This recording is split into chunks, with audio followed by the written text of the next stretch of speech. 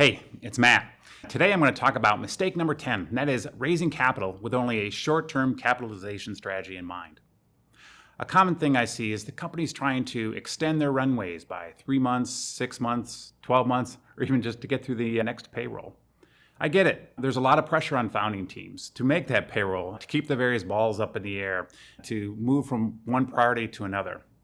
A problem with this approach of having a short-term capitalization strategy is that it yields many problems. For example, the proceeds from the round or the capital raise are not sufficient to actually get to the next milestone where there's a valuation uptick. There can be a mismatch of investors with the company without a common vision on the growth or direction of the company.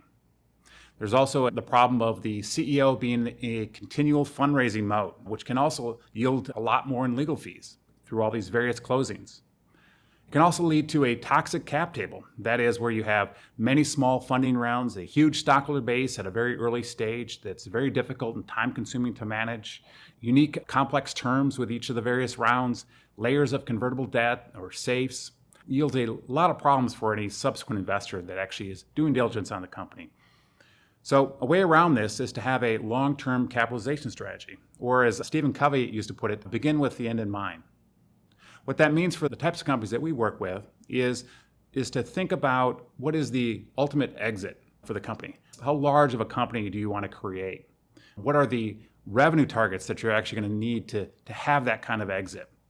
And once you understand the revenue targets, the milestones, then think about, through backwards planning, what will investors require at late stages in order to get you to that point with those particular milestones or revenue targets that you have at that time.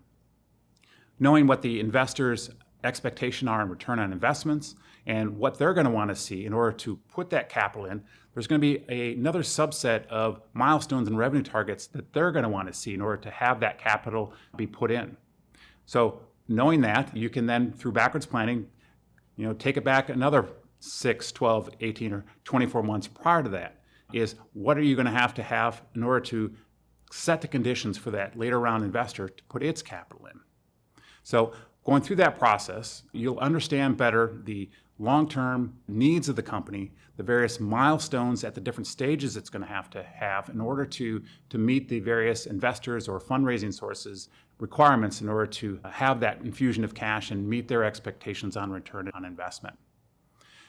Going through this process and having that strategy, you'll inevitably, though, have these various situations where there's bad timing with regard to the market conditions. You may not necessarily hit the particular revenue targets, and you can adjust your tactics. You can address the various issues that pop up to modify your underlying strategy.